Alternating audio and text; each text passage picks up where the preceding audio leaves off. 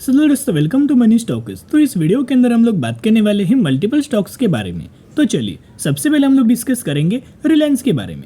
तो रिलायंस ये कंपनी के अंदर आज के दिन हमें 4% की तेजी आया एंड 3021 रुपये के आसपास हमें कहीं ना कहीं क्लोजिंग नजर आ चुकी है।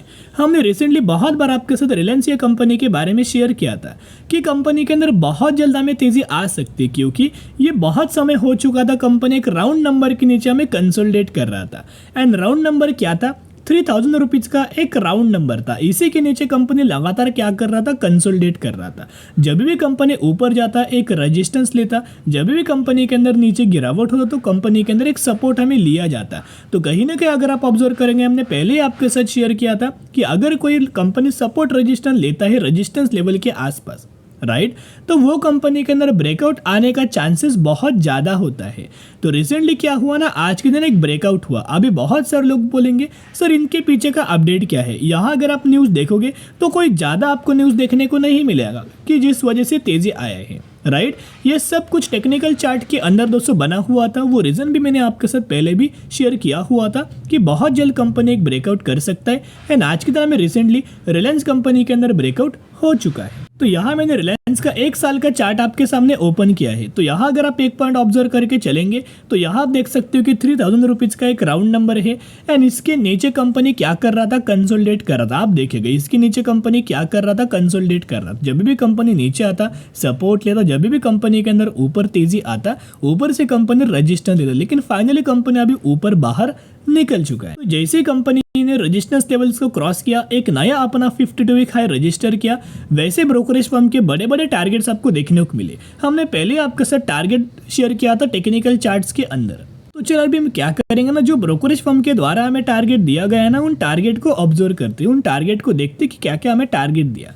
तो सबसे पहले ब्रोकरेज फर्म की अगर बात की जाए तो इनके द्वारा ये बोला गया है कि कंपनी और ज़्यादा बुलिश हमें देखने को मिल सकता है। कंपनी के अंदर 3150 रुपये से लेके 3200 रुपीज़ तक का लेवल्स तक का टारगेट्स कंपनी अपने अचीव कर सकता है। कई सारे ब्रोकरेज फर्म का ये भी मानना है कि बहुत जल्द कंपनी 3200 रुपीज़ तक का भी टारगेट हमें अचीव करके दे सकता है। उसके साथ साथ अगले ब्रोकरेज फर्म की अगर बात की जाए तो इनका नाम है आनंद राठी। तो आनंद राठी के द्वारा भी ब्रोकरेज फर्म के द्वारा भी हमें टारगेट दिया गया है और इनका टारगेट अगर आप देखोगे तो ऑलमोस्ट हमें कंपनी के अंदर इनके द्वारा 3160 रुपीज़ तक का टारगेट दोस्तों हमें दिया हुआ है और इनका मानना है कि 3 से 4 ट्रेडिंग सेशंस के अंदर ये टारगेट हमें कंपनी अचीव कर सकता है। ये लेवल्स को कंपनी टेस्ट करने जा सकता है। तो दोस्तों आप मुझे ज़रूर कमेंट सेक्शन के अंदर बताना कि आपको क्या लगता है, जो मैं आपके साथ टारगेट शेयर कर रहा हूँ वो टारगेट कितने दिनों में, कितने हफ्तों में या फिर कितने महीनों में कंपनी के अंदर ये टारगेट अचीव हो सकता है। आप मुझे ज़रूर कमेंट सेक्शन के अंदर बता सकते हैं। अभी हम आ चुके हैं अगले ब्रोकरेज फर्म के ऊपर। इनका क्या मानना है, इनके द्वारा भी सिमिलर तरीके से टारगेट दिया है। टारगेट है 3200 रुपये का, राइट। अगले ब्रोकरेज फर्म की अगर बात की जाए तो इनका नाम आप यहाँ देख सकते हो, एंटिक ब्रोकरेज फर्म।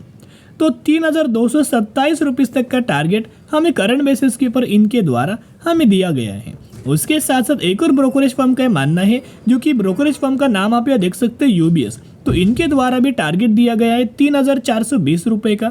फिर जेपरीज ब्रोकरेज फर्म के द्वारा भी टारगेट दिया गया है 3380 रुपये का। और लास्ट ब्रोकरेज फर्म की अगर बात की जाए, इनका नाम है नवामा। तो नवामा ब्रोकरेज फर्म के द्वारा भी 3500 रुपीज़ तक का टारगेट दिया हुआ है।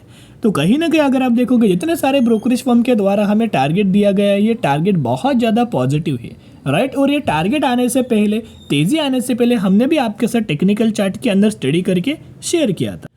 अगले अपडेट्स की ओर अगर आप देखोगे तो 7 घंटे पहले एक अपडेट आया है। तो ये अपडेट के अंदर दोस्तों क्या मेंशन किया गया है आप देख सकते हो। Reliance Retail begins pilot run for quick grocery delivery in Mumbai.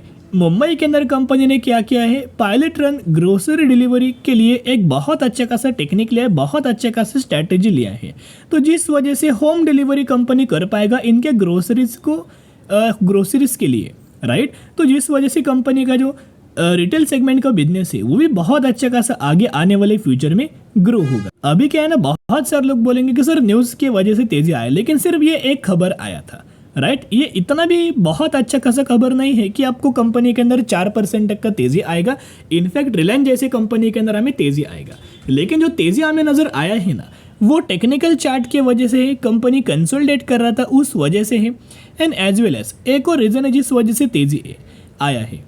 तो म्यूचुअल फंड्स का डेटा मैंने आपके साथ रिलायंस कंपनी का ओपन किया है। यहाँ आप देख सकते हो कि नाम क्या है, रिलायंस। तो रिलायंस कंपनी का ही म्यूचुअल फंड्स का डेटा आपके साथ शेयर कर रहा हूँ, जहाँ हर एक महीने का डेटा मैं आपके साथ शेयर करना चाहूँगा ताकि आपको समझ में आएगा कितना ज़्यादा म्यूचुअल फंड्स बाइंग कर रहे थे, जिस वजह से उनको अभी और ज़्यादा बेनिफिट्स मिल पाएगा लॉन्ग टर्म के अंदर या फिर लॉन्ग टर्म के अंदर। देखिएगा, दिसंबर, जैन, फेब, मार्च, अप्रैल में लगातार म्यूचुअल फंड्स के द्वारा बहुत सारी बाइंग हमें लगातार किया जा रहा था। एक भी महीना ऐसा नहीं था जहां म्यूचुअल फंड्स ने सेलिंग किया है। हर एक महीने जो ग्रीन आपको दिखाई दे रहा है वो इंडिकेट्स करता है बाइंग के लिए, और इनके द्वारा कोई छोटी बाइंग नहीं। बेसिकली एक डेटा शेयर करना चाहूँगा जहाँ म्यूचुअल फंड से, तो किन किन म्यूचुअल फंड्स के द्वारा कितने कितने करोड़ की बाइंग किया है वो एक आइडिया आपको दिखाई देगा कितना ज़्यादा म्यूचुअल फंड्स बुलिश है रिलायंस कंपनी को लेके। सबसे पहले फंड है HDFC, जिनके द्वारा 10,300 करोड़ की बाइंग, SBI 68,000 करोड़ की बाइंग, निपॉन 26,000 करोड़ की बाइंग, एक और निपॉन 27,000 करोड़ की बाइंग, SBI 8,800 करोड़ की बाइंग, निपॉन की अगर बात की जाए तो 32,000 करोड़ की बाइंग। यानी कि दोस्तों जो बाइंग हमें किया गया है वो बहुत अच्छा खासा बहुत शानदार तरीके से बाइंग किया गया है, राइट। तो जिस वजह से म्यूचुअल फंड लगातार बाइंग कर रहे थे, इस वजह से हम लोग समझ सकते हैं कि कंपनी के अंदर अच्छी खासी पॉजिटिविटी के अंदर तेजी आ रही है। अभी हम आ चुके कंपनी के टेक्निकल चार्ट्स के अंदर। ये था कंपनी का एक रेजिस्टेंस लेवल जो कि एक राउंड नंबर का था, ये था कंपनी का एक सपोर्ट लेवल। इसी के बीच में अगर आप ऑब्जर्व करेंगे तो लगातार कंपनी क्या कर रहा था, कंसोलिडेट कर रहा था। लेकिन क्या है ना, यहाँ से कंपनी के द्वारा आप देख सकते हो ब्रेकआउट हमें दिया गया है।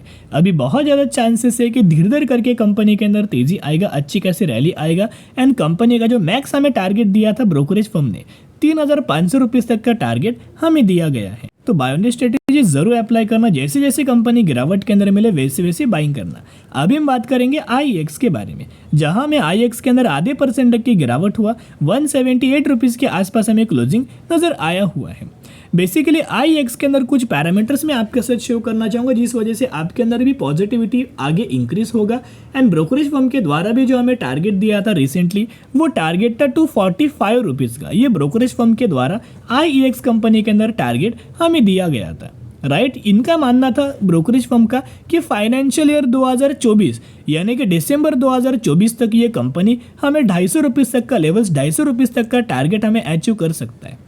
और इनके कुछ पैरामीटर्स मैं आपके साथ दिखाऊंगा, जिस वजह से कंपनी के पैरामीटर्स लगातार हमें घट रहे थे, लेकिन अभी पिछले 3 से 4 क्वार्टर से कंपनी के पैरामीटर्स हमें ग्रो हो रहे हैं, इस वजह से तेजी आ रहा है। एंड IEX के द्वारा एक महीने में कहीं ना कहीं 11% तक का तेजी नजर आ चुका है। लेकिन एक पॉइंट अगर आप नोट डाउन करके चलेंगे, 5 साल का चार्ट मैंने ओपन किया है, अभी भी कंपनी टॉप से लेके करंट प्राइस तक ऑलमोस्ट 40% तक की गिरावट के अंदर मिल रहा है, राइट। तो ये गिरावट क्यों हुआ था, कुल मिला के 50-55% तक की गिरावट हुआ था। ये गिरावट का कारण था इनका क्वार्टरली रिजल्ट, जहाँ कंपनी हर एक क्वार्टर के अंदर बहुत बुरा परफॉर्म करता था, रेवेन्यूज़ के अंदर, प्रॉफिट्स के अंदर, अर्निंग पर शेयर्स के अंदर एंड मार्जिन्स के अंदर। लेकिन अभी क्या है ना, पिछले 3 क्वार्टर से कंपनी अच्छा खासा धीरे धीरे अपना जो परफॉर्मेंस है वो इम्प्रूव करते जा रहा है। धीरे धीरे करके कंपनी का रेवेन्यूज बढ़ रहा है, प्रॉफिट्स बढ़ रहा है, अर्निंग पर शेयर बढ़ रहा है एंड मार्जिन्स बढ़ रहा है। तो कंपनी का बिजनेस क्या है, बेसिकली IEX क्या करता है, एनर्जी को कंपनी एक्सचेंज करता है, एंड ये कंपनी पावर को भी दोस्तों एक्सचेंज करता है।